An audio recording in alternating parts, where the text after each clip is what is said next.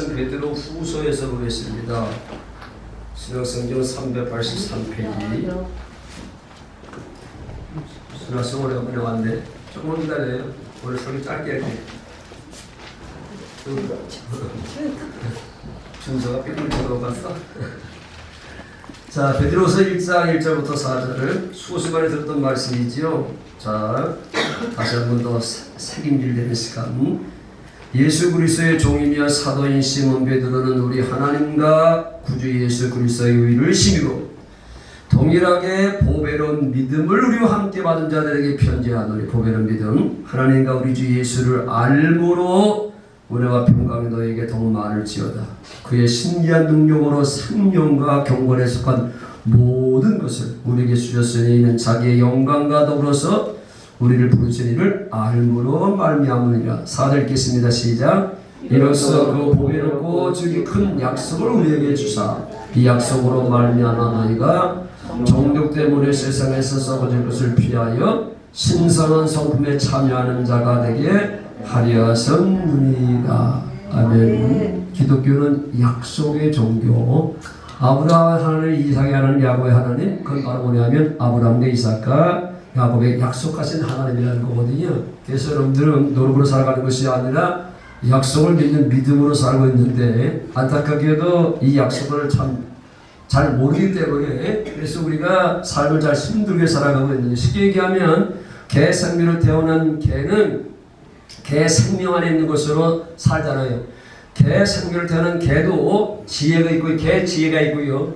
또 개 지식이 있고요. 또 개 마음도 있고요. 그렇잖아요. 개의 어떤 이제 능력이 있잖아요. 물어 뜯는 거 능력이 있잖아요. 하여튼 간에 개 생명을 태어난 개는 개 생명 안에 있는 것으로 살아가고 있잖아요. 그렇죠?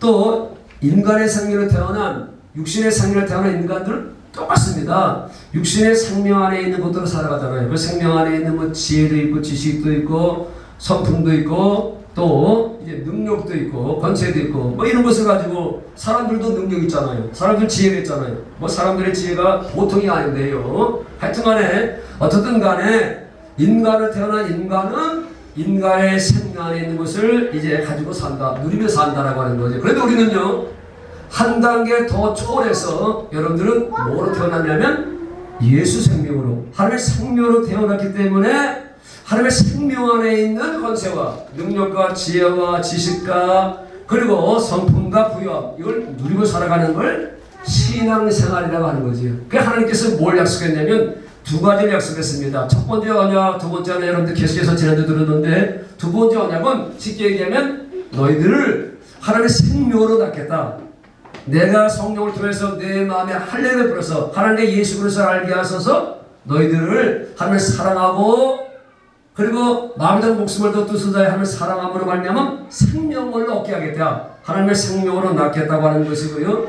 두 번째 언약, 이제 초월해서 더 뛰어넘어서 새 언약은 이제 생명 안에 있는 성품으로 살겠다. 생명 안에 있는 것들로 살게 하겠다. 특별히 이제 신의 성품으로 살게 해주겠다고 약속하신 것이 그게 바로 새 언약입니다. 자, 4절 봅니다. 이로써 그 보배롭고 큰 약속, 이게 큰 약속입니다. 이 약속은 이제 하나로 볼 수 있는데 이걸 또 세분화되는 두 가지인데, 하나는 생명을 주겠다고 하는 얘기고, 그리고 생명 안에 있는 것으로 살게 해주겠다는 거죠. 이게 약속입니다. 우리가 주사 이 약속으로 말미암아 너희가 정욕 때문에 세상에서 썩어질 것을 피하여 뭐라고요? 신성한 성품에 참여하는 자가 되게 하라 하시냐. 그러니까 여러분들이 이 성품까지 가야 됩니다. 그러니까 하나님이 원하시는 것은요, 이 신의 성품으로 그분답게 살아가는 게 그분의 소원입니다. 그렇죠? 저기 이제 우리 김장돈이 이제 두 딸이 와 있는데, 준호, 준서, 채원이 그런 애들이 바로 생명으로 낳았잖아요. 그러면 그 아이들이 인간답게 살아가는 것을 보고 싶잖아요. 사실 인간으로 낳았는데 내 자식이만요, 인간처럼 살지 못하고요, 속을 얼마나 많이 속이는지 참 인간답지 못하게 살아가는 자식들이 간만에 있잖아요. 그것 때문에 여러분들이 가슴 아파하고 마음 아파하잖아요. 내가 난 자식이들 이거 때려 죽일 수도 없고, 그럴 때 여러분들은 참 가슴이 아프잖아요. 똑같습니다. 하나님께서 여러분들을 예수 그리스도의 피값을 주고 여러분들을 예수 그리스도의 피값을 주고 여러분들을 그분의 생명은 나았으면 여러분들은 그분 자녀답게 살아가야 할 말이 하나님께서 보시고 기뻐하실 텐데, 한국 교회나 세계교회나 하나님께서 보시고 난 다음에 정말로 저게 내 백성이구나 라고 하는 성도가 얼마나 될 것인가 라고 하는 게 그게 참 궁금하게 될 텐데요. 그래서 제가 늘 여러분들에게 말씀하시는 것은 이 땅에 살아가면서 권세롭고 명예롭고 하는 것, 이것보다 더 중요한 것은 뭐 부유하게 살아가는 것도 중요하겠지만 그보다 더 중요한 것은 여러분들이 하나님 백성답게 살아가는 거잖아요. 그렇지, 하나님 자녀답게 살아가는 모습을 보고 싶은 거, 이게 바로 하나님 마음이고 또 이윤서 목사의 마음이기 때문에 여러분들에게 그렇게 살 수 있는 방법을 계속해서 제시해주고 있는 거잖아요. 이건 노력으로 절대 안 됩니다. 저도 이 복을 몰랐을 때는 이 기록된 말씀 보고 내가 그렇게 살려고 몸부림치면 되는가 보다. 그런데 안 되더라고요. 안 되더라고요. 그렇죠? 육신의 생명을 태어난 인간들이 어떻게 하나님처럼 살겠습니까? 늘 얘기하지만 개 생명을 태어난 개가 어떻게 인간처럼 살겠습니까? 앉혀놓고 뭐 교육시킨다고 되는 겁니까? 응? 40일 금식기도 시킨다고 되겠습니까? 개가 죽었다 깨어나도 개는요, 개 이상의 삶을 살아갈 수가 없는 거잖아요. 한 가지만 바뀌었습니다. 개가 인간처럼 살기 위해서는 인간의 생명을 태어나는 것밖에 없는 겁니다. 무슨 말이 아십니까?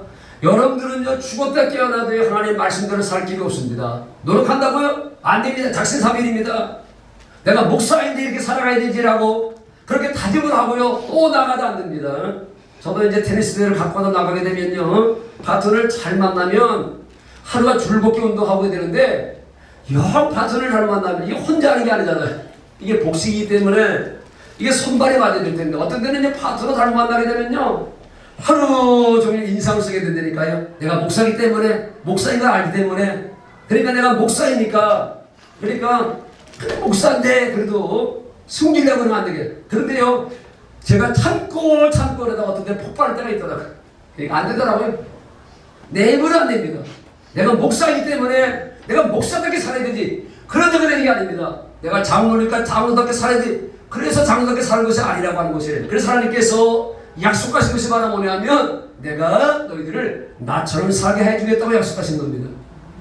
무슨 말이 이해되십니까? 그래서 하늘에서 이처럼 살아가서 독생자를 주셨으니 이는 저를 믿는 자 멸망치 않고 영생을 얻게 하려 하시는, 예수를 믿음으로 말미암아 여러분들이 얻은 최고의 복은 뭡니까? 그게 바로 영원한 생명, 그분의 생명입니다. 자식이 부모를 통해서 얻은 건 유산도 아니고, 그렇잖아요. 어떤 이제 그 기업도 아니고, 가장 큰 사실 복은 바로 뭐냐면 부모의 생명을 물려받았다는 거잖아요. 그렇죠? 부모의 생명을 물려받은 내가 그 집의 자녀가 됐다고 하는 것이 그게 최고의 이제 복인데, 똑같습니다. 여러분들이 예수를 믿고 출세하고 이름 내고 부자가 되고 건강히 살고 오래 살, 이것이 아니라, 그게 목적이 아니라 그건 다 부수인 것이고, 여러분들이 그분의 생명으로 태어난 하나님의 자녀 하씨가 되었다고 하는 것이 최고 축복입니다. 믿으시면 아멘 하십니다. 이거 모르면 여러분들이 예수 믿으면서 실망 자주 합니다. 내가 예수 믿는데 복도 받지 못하고 왜 그런 문제 속에서 살아가는가, 그렇게 되는데, 하나님은요, 우리의 모든 것들을 무너뜨리는 한이 있더라도 여러분들을 바로 하나님의 자녀답게 살게 하시는 분이거든요. 훈련을 통해서 어떻든 간에 하나님께서 여러분들에게 이제 약속을 했는데, 그 약속을 여러분들이 이제 믿는 믿음이 필요한 거죠.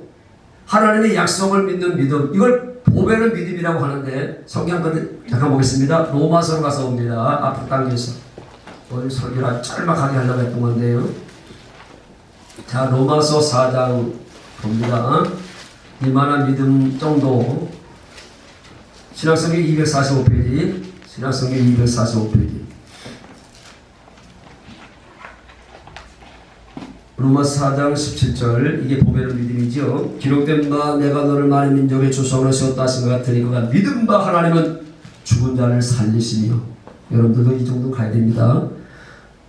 없는 것을 있는 것으로 부르시는 이시니라. 무에서 유를 창조하시는 분, 아브라함이 바랄 수 없는 중에 바라고 믿었으니 이는 네 후손이 이같으리 하신 말씀대로 많은 민족의 조상이 되게 하려 하심이니라. 그가 100세나 되어 자기 몸에 죽은 것 같고 살의 태가 죽은 것 같은 걸 알고도 믿음이 약해지지 아니하고 믿음이 요소하는 약속을 의심하지 않고, 그러니까 이 정도까지 가야만이 하나님의 약속이 믿어지게 되고, 믿어지니까 약속이 성취되어 여러분들이 아브라함 같은 걸 이제 복을 누리고 살아갈 수 있는 거지요. 믿음이 없어 한 약속을 의심하지 않고 믿음으로 견고하여 하나님께 영광 돌리며 약속하신 것을 또한 능히 이루실 줄을 확신하였으니 그러므로 그것이 그에게 우위로 여겨졌느니라. 기독교는 두 가지입니다. 하나는 약속이고 믿음의 종교입니다. 행위의 종교가 아니라 행위는 이제 약속을 믿으면 자동으로 행위는 따라지게 되는 거죠. 그렇죠? 아니 그분의 마음이 들어오면 사랑할 수밖에 없고 용서할 수밖에 없는 거잖아요. 그러니까 삶이라고 하는 것은 이 약속이 이루어지면 그러나 열매를 나타나게 되는 겁니다. 그렇잖아요. 그런데 이 약속은 언제 이루시냐면 이만한 믿음, 이거 보배는 믿음인데 아브라함을 하나님께서 할례시켜 주심으로 말미암아 하나님을 잘 알게 하심으로 말미암아 아브라함의 이 정도의 믿음, 이게 결국 몇 세가 되는 겁니까? 75세에 부름받아가지고 100세가 돼서 이런 믿음을 갖게 됐습니다. 그러니까 아브라함 믿음도 25년이 걸렸습니다. 믿음의 조상이라고 하는 아브라함도 하루아침에 된 것이 아니라 25년이 걸려서 이 믿음을 가졌으니 이 믿음을 가지니까 하나님께서 약속을 이루어주심으로 말미암아 할례 언약도 이루어지게 되고 예수 그리스도를 보내시겠다 하는 걸 약속 이런 것들이 다 이제 이루어지게 되는 거 아니겠습니까? 그러니까 여러분들 신앙이 이 정도로 가야 됩니다. 그런데 이 믿음은 내가 스스로 가질 수 있는 믿음이 아니고 여러분들이 스스로 가질 수 있는 믿음은 그는요 그 믿음이 아닙니다. 신념이지. 이 믿음도 누가 주냐면 성령이 주시는 겁니다. 이걸 할례라고 하는 겁니다.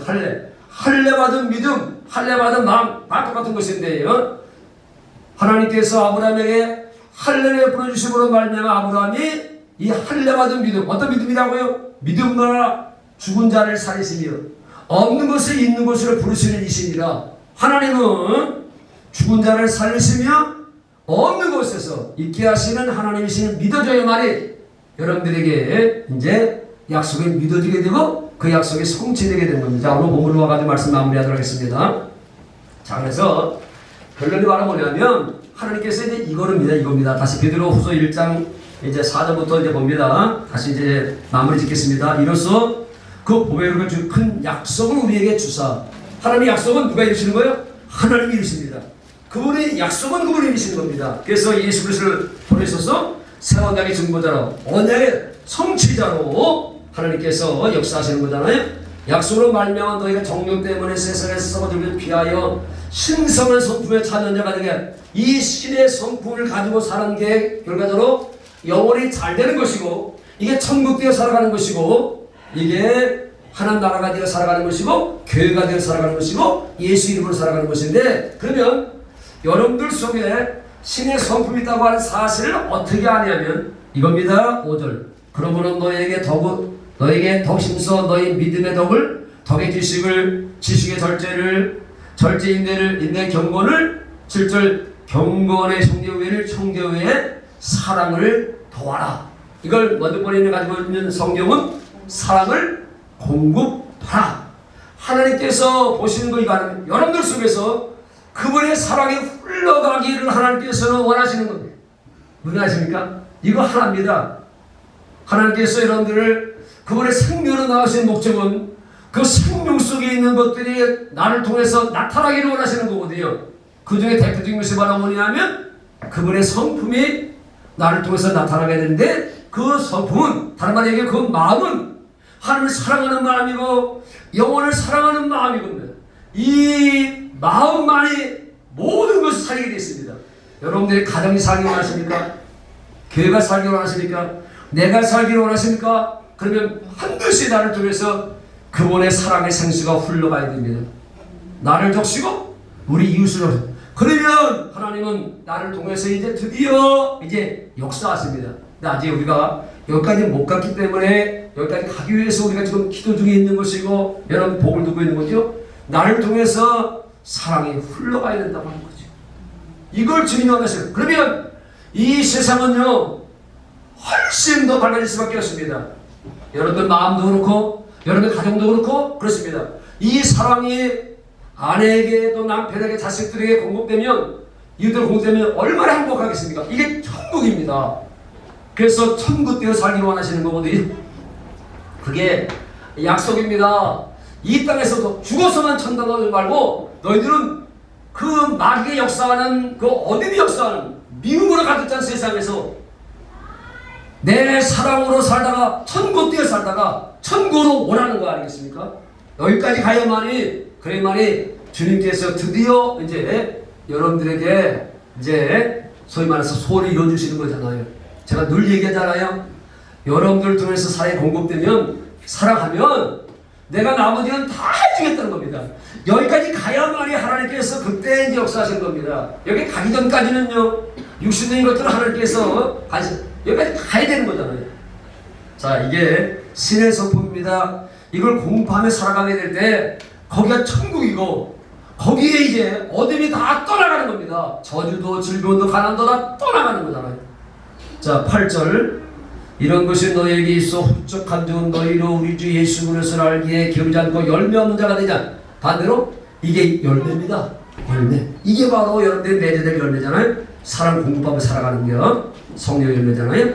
9절 이런 것이 없는 자는 맹인이라 멀리 보지 못하고 그의 애착에 된 것을 잊었느냐. 그런 것이 없는 사람이 영적 맹인이고 7절 그러므로 형제들아 덕심써 너희 부르심과 택하심을 굳게 하라. 너희가 이것을 행하며 사랑을 공급한 주 언제든지 실족하지 아니하리라. 믿으시면 아멘 하십시오. 아멘. 평생 실족하지 아니하리라. 마지막 11절 이같이 하면 우리 주 곧 구주 예수 그리스도의 영원한 나라 천국에 들어감을 넉넉히 너에게 주시리라. 아멘. 선포하겠습니다.